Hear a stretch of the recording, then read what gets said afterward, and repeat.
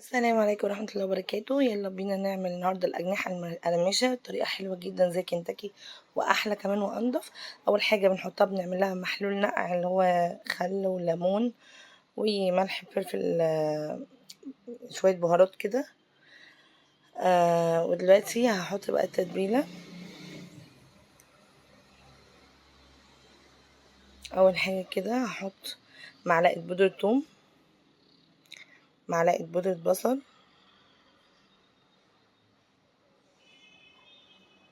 طبعا بتجيب الأجنحة وتنضفيها كويس وتقص الحتة اللي قدام دي. معلقة كركم،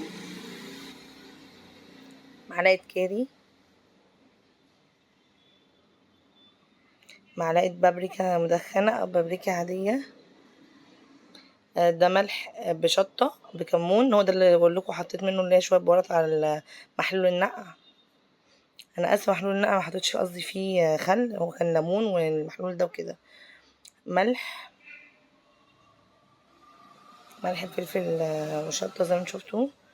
دي شطة حارة، لو حابة تمام عشان تطلع زي برا، مش حابة خلاص. لو عندك أطفال فلفل أسود.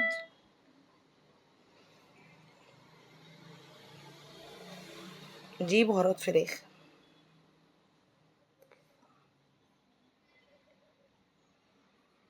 اهي، تجيبيها من العطار بتقوله انا عايزه بهارات فراخ بيشكلها لك اهو.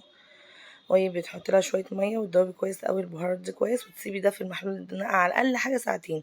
ولو من بالليل للصبح طبعا هتبقى اقوى، مستعجله هيبقى ساعتين كفايه قوي.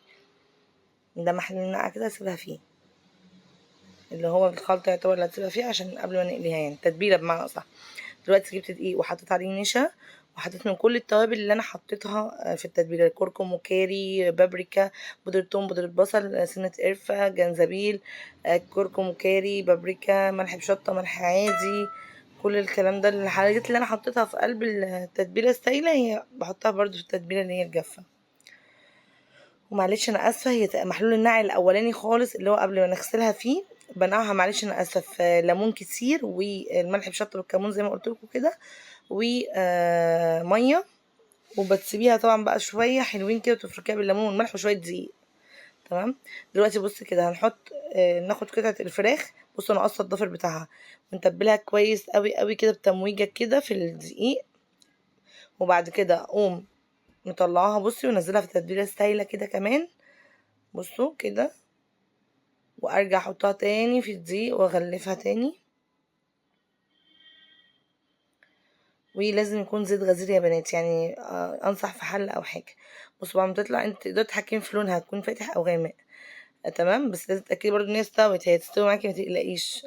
الاجنحه او لو برضو فراخ صغننه هتستوي معاكي. بصوا انا طمت حته عشان اوريها لكم، تحفه والله والله، احلى من بره بمليون يعني بكتير بكتير. تقدميها بقى جنب بطاطس، جنب بطاطس ومخلل، جنب بطاطس وكاتشب ومايونيز. تقدمي زي كول سلو جنبها، زي ما انت عايزه، جنب مكرونه او عيش، زي ما انت عايزه. بصوا القرمشه بتاعتها يا جماعه، هنا كنت بسمعكم القرمشه بتاعتها بس مش عارفه عشان مسجله الصوت فصوت القرمشه مش باين.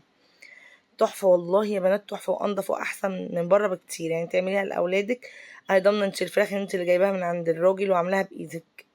هنا تمام، انا بوريكم اهي. وهي انا بوريكم ان انا بس كنت مقدمه ساعتها جنبها حاجات بسيطه، جنب شويه بطاطس وشويه مخلل وعيش.